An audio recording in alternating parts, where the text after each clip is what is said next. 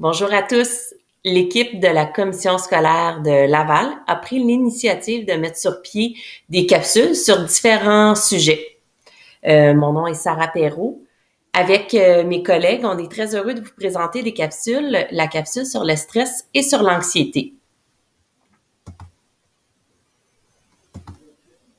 Donc, j'apprends à bien gérer mon stress et mon anxiété. Le stress, c'est quoi? Le stress, c'est une réaction normale de ton corps qui cherche à s'adapter à une situation. Le stress peut être positif. Le stress peut t'amener à te mettre en action. Maintenant, on veut savoir qu'est-ce qui nous stresse habituellement. Donc, pour ça, on retient le mot ciné, comme dans l'expression faire son cinéma. On va habituellement vivre du stress quand on a l'impression de perdre le contrôle. Donc, on vit une situation qu'on ne peut pas contrôler ou on ne décide pas. On va aussi vivre du stress lorsqu'on a une situation qui est imprévue. Donc, par exemple, on avait prévu faire une activité avec nos amis ou aller à tel endroit, puis finalement, ils ont décidé d'aller à un autre endroit. On rentre en classe, c'est une remplaçante qui est là, c'est une situation qui était imprévue. Ça aussi, ça peut nous amener du stress. Une situation qui est nouvelle. Je déménage, je change d'école, j'ai des nouveaux camarades de classe, j'ai une nouvelle enseignante. Donc, ce sont toutes des situations nouvelles qui vont m'amener du stress. Et aussi quand mon ego est menacé. J'ai une présentation orale à faire devant la classe. Ça peut m'amener du stress parce que je vais me demander qu'est-ce que les gens vont penser de moi. Je lève la main pour poser une question et je me dis, oh là là, qu'est-ce qu'ils vont dire quand je vais poser la question? Donc, c'est des moments où mon ego va être menacé. Alors, c'est des situations qui vont m'amener du stress. Comme je le dis, le stress souvent peut être positif. Par contre, qu'est-ce que c'est l'anxiété? C'est aussi un état qui est émotif, qu'on va vivre à l'occasion, puis qui survient habituellement quand on n'arrive plus à gérer notre stress. L'anxiété est caractérisée par un sentiment d'inquiétude, de tension, de malaise et de peur face à une situation. Une situation, comme on le dit, qui est où on n'a pas le contrôle, qui est imprévue, qui est nouvelle ou une situation qui nous amène à avoir un ego qui est menacé. La particularité avec l'anxiété, c'est qu'elle est inconfortable. Donc, on a dit, le stress va nous pousser à aller plus loin, alors que l'anxiété, elle, va avoir plus tendance à nous figer. Donc, on l'a dit, l'anxiété est souvent inconfortable. Elle va avoir un impact à différents niveaux. Elle va avoir un impact dans notre tête, dans notre cœur et dans notre corps. Donc, dans notre tête, on va avoir des pensées négatives. Dans notre cœur, c'est nos émotions qui vont être inconfortables et notre corps va un peu appeler à l'aide en ayant des réactions qui vont être un peu plus observables. Regardons ça ensemble, qu'est-ce que ça donne? Donc, qu'est-ce qui se passe dans ma tête? Les pensées négatives, anxieuses, prennent de plus en plus de place. Puis, elles parlent fort. Elles parlent suffisamment fort pour que toutes mes pensées rationnelles habituelles, j'ai pas tendance à les entendre. Fait que, qu'est-ce qu'elles vont dire? Elles vont dire des choses comme « Je suis pas bon, je suis pas capable, j'y arriverai pas, les autres sont meilleurs, je vais tomber malade, il va arriver quelque chose à ma famille. » Donc, ces pensées-là vont se répéter et se répéter dans ma tête. Puis finalement, ben ta tête, elle parle tellement fort que tes émotions s'emballent et tout à coup, tu vas vivre différentes émotions et différents sentiments. On t'en nomme quelques-uns, mais il y en a beaucoup d'autres, hein? Donc, le sentiment d'être triste, d'être soucieux, tu te sens seul, tu te sens déprimé, frustré, en colère, incompris. Donc, il y a vraiment différents sentiments et émotions qui vont arriver. Mais encore une fois, c'est pas qu'elles sont négatives. Donc, c'est normal que tu les ressentes dans un état d'anxiété, mais elles sont inconfortables. Tu n'as pas envie de rester trop longtemps dans ces émotions-là. Et là, évidemment, à force que ta tête parle fort, puis qu'elle te dise des choses négatives et que tu vives des sensations et des émotions qui sont inconfortables, ben ton corps, c'est sûr et certain qu'il va se mettre à réagir. Et là, d'une personne à l'autre, les réactions vont être différentes. À toi d'essayer d'identifier comment ton corps, toi, réagit. C'est quoi un peu le système d'alarme, l'alarme qui va dire « Oh, attention, maintenant, je vis de l'anxiété ». Donc, il y en a qui vont avoir mal au ventre, il y en a qui vont avoir vraiment souvent envie d'aller aux toilettes. Tu vas sentir ta bouche qui est sèche, tu vas te sentir figé. Tu pourrais avoir les mains qui tremblent, les jambes qui tremblent, transpirer, avoir chaud, avoir le cœur qui bat très fort. Ça pourrait être même un mal de tête. Donc, essaye de t'imaginer une situation qui t'amène de l'anxiété et essaye de voir c'est quoi les réactions habituelles que ton corps a.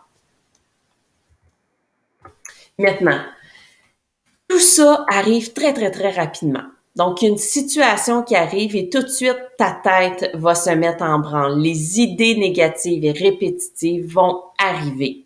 Plus souvent tu vis de l'anxiété, plus souvent tout ça va se mettre en branle quand la situation va arriver. Donc, les idées répétitives vont arriver. Les émotions de tristesse, de peine, d'incompréhension vont rapidement s'installer et là, ton corps aussi va se mettre à avoir des réactions comme dans celles qu'on a nommées. C'est difficile de le changer. Tout ça se passe très, très, très rapidement. Là-dessus, tu as plus ou moins d'impact, tu peux pas l'arrêter sur le coup. Mais une fois que tu t'en es rendu compte, une fois que tu t'es dit non, non, non, ça c'est ce qui se passe dans ma tête, dans mon cœur et dans mon corps quand je vis de l'anxiété, à partir de là, je peux l'arrêter en disant stop. Ça va me permettre de diminuer mon stress. Donc, qu'est-ce qu'on a eu envie de faire? Nous, c'est de présenter différentes solutions quand tu vis de l'anxiété. Il faut que tu le vois un peu comme un coffre à outils, en fait. Donc, tu iras piger dedans, essaie différentes choses. Ce qui fonctionne pour une personne ne fonctionne pas pour quelqu'un d'autre. Donc, peut-être que toi, la relaxation, tu trouves ça plate. Puis, au contraire, quand tu essaies de faire de la relaxation, les idées se bousculent encore plus dans ta tête. Dans ce cas-là, tu vas choisir une autre méthode comme faire du sport ou bouger. Ce qui est important, par contre, c'est que même si après, tu te sens mieux, c'est important de répéter ces choses-là parce que tu sais qu'elles sont importantes pour toi pour diminuer ton anxiété. Fais-les souvent, même si tu te sens bien. Comme ça, le jour où tu vas vivre de l'anxiété, ça va être beaucoup plus facile de prendre le dessus sur la situation. Le premier exemple qu'on te montre, c'est de respirer avec ton ventre. OK?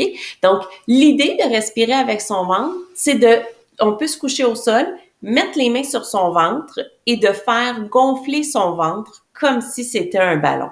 Donc, on va inspirer en gonflant son ventre et on va se concentrer sur son ventre parce que ce qui est naturel, c'est de faire gonfler ses poumons. Mais pour relaxer, on essaie de faire gonfler son ventre et quand on expire, on dégonfle son ventre comme si c'était un ballon. On le fait plusieurs fois. Ça ne veut pas dire que ça va fonctionner du premier coup, mais avec le temps, ça va devenir de plus en plus facile. Je te montre entre autres un petit vidéo ici.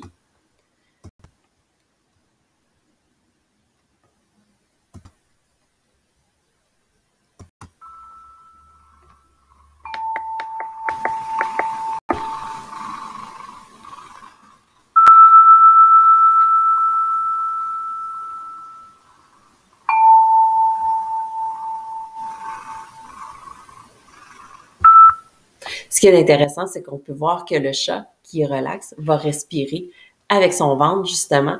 Et l'idée à travers ça, c'est que toi, tu vas suivre la fleur ou le cœur pour synchroniser ta respiration. Il faut le faire suffisamment longtemps pour sentir l'effet de relaxation. Je vais te montrer d'autres vidéos aussi après, puis tu pourras en essayer différentes pour essayer de trouver qu'est-ce qui te convient plus.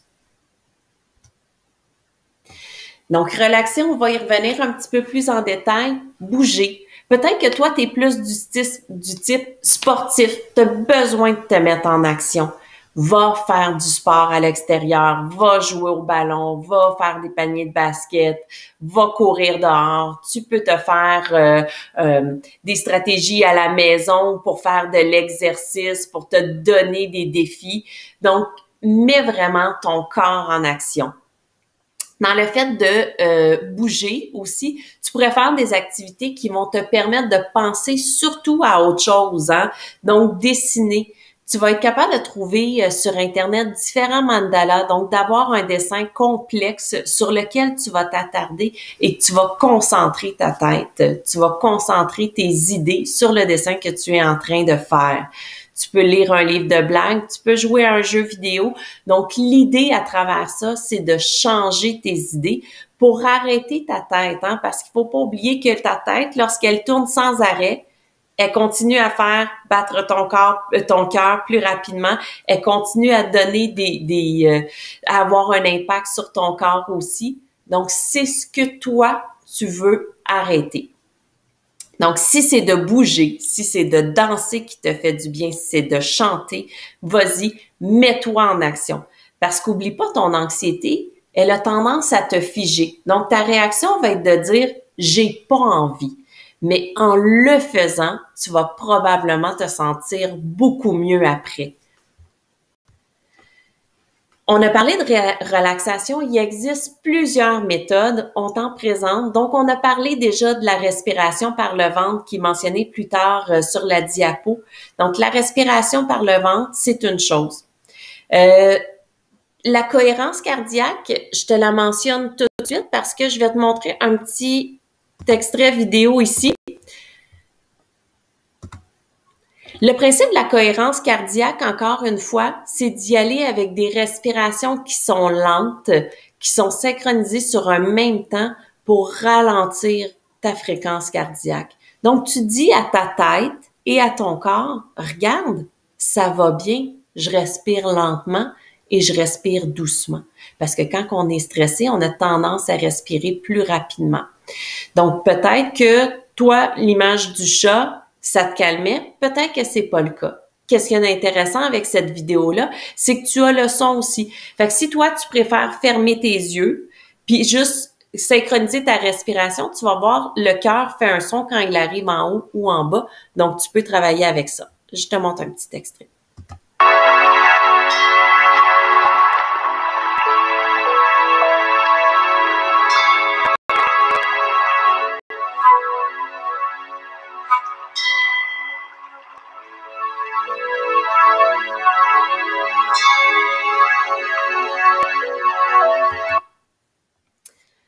Après, il y a des méditations guidées aussi qui existent. Je vais te montrer un exemple. Tu vas en trouver différentes sur Internet. Une méditation guidée, ce que ça fait, c'est, des fois, c'est avantageux quand notre tête a tendance à partir dans tous les sens. Donc, on va écouter la voix de quelqu'un qui nous amène des idées, qui nous amène des visualisations, des choses à imaginer pendant qu'on fait notre relaxation. C'est sûr que notre tête va partir quand même à gauche, à droite, puis ça, c'est normal. Et plus on va la faire, plus ça va devenir facile. L'idée, c'est pas de se juger et c'est pas de faire une compétition sur notre relaxation, sur notre méditation, c'est d'essayer de le faire. Donc, en fait, ça va encore là durer quelques minutes. Tu peux refaire la même à plusieurs reprises si toi, c'est celle qui te fait du bien. Je t'en présente une pour te montrer de quoi ça a l'air une méditation qui est guidée. Imagine que tes mains soient comme un voilier naviguant sur l'océan. Elles bougent doucement avec les vagues. L'air rentre dans tes poumons et le bateau s'élève lentement. L'air sort par ton nez, le bateau descend avec la vague. Le bateau n'a pas besoin de bouger, il se laisse porter par les vagues. Donc voilà, en fait, c'est un autre exemple. Je vais revenir ici. Donc, une fois que tu as fait de la méditation guidée, tu vas trouver différentes vidéos aussi sur Internet. Après, tu peux faire de la visualisation. Sûrement que tu as déjà entendu parler des sportifs qui utilisent la visualisation. On a mis un lien Internet ici. En fait, sur un genre de méditation que je trouve très intéressante, qui est guidée et qui t'amène la visualisation, qui vise à trouver un lieu où tu te sens bien.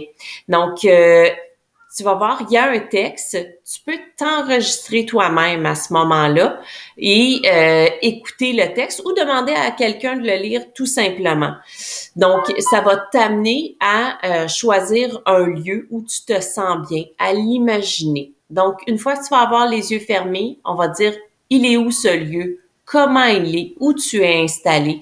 Et graduellement, à force de faire ce type de méditation-là, ça va être de plus en plus facile pour toi d'imaginer ce lieu où tu te sens bien qui va te permettre de te relaxer. Les exercices de Jacobson, peut-être t'en as déjà entendu parler. On le fait de différentes façons. Donc, ça peut être de dire, c'est comme des pâtes. Tu mets tes bras comme si c'était des spaghettis durs. Puis là, tu vas faire une tension. Tu vas créer une tension très forte. Puis après, tu vas relâcher la tension tout simplement. Puis, tu peux le faire avec les différentes parties de ton corps. Donc, en fait, tu pourrais, par exemple, commencer avec tes épaules et créer une tension très, très forte dans tes épaules. Puis, après quelques secondes, tu relâches. Et tu le fais avec toutes les parties de ton corps. Tu le fais avec ton ventre, tu le fais avec tes cuisses, tu le fais avec tes mollets, tu le fais avec tes pieds. Tu les fais aussi avec les parties de ton visage, donc tes joues, ton front. Et c'est pour montrer à ton corps de passer de l'état de tension à « mais non, regarde, tu es détendu ». Encore là, en le faisant régulièrement, ça va être de plus en plus facile. Respiration par le ventre, on l'a vu, cohérence cardiaque. Faire du yoga, habituellement, c'est qu'on va faire les exercices en même temps que les respirations. Revenir au moment présent. Tu peux aller voir des vidéos là-dessus. Sinon, un petit truc, nomme 20 choses autour de toi, un maximum de 2 minutes. On te met au défi. Tu le fais juste pour être dans le moment présent et non être en train de penser à des situations futures sur lesquelles tu as peu de contrôle.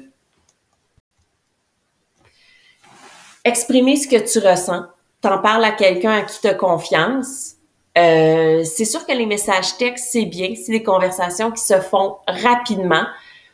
Mais des fois, parler au téléphone à quelqu'un, on a vraiment l'émotion qui va passer. Donc, n'hésite pas à appeler au téléphone pour parler à quelqu'un plutôt que de fonctionner juste par message texte. Appeler tes amis, surtout si ça fait un moment que tu les as pas vus. Tu peux parler à tes parents, tu peux parler à un enseignant ou à un professionnel autour de toi. Je suis persuadée que tu connais déjà le site Tel Jeune. Je vais prendre 30 secondes pour aller le voir avec toi.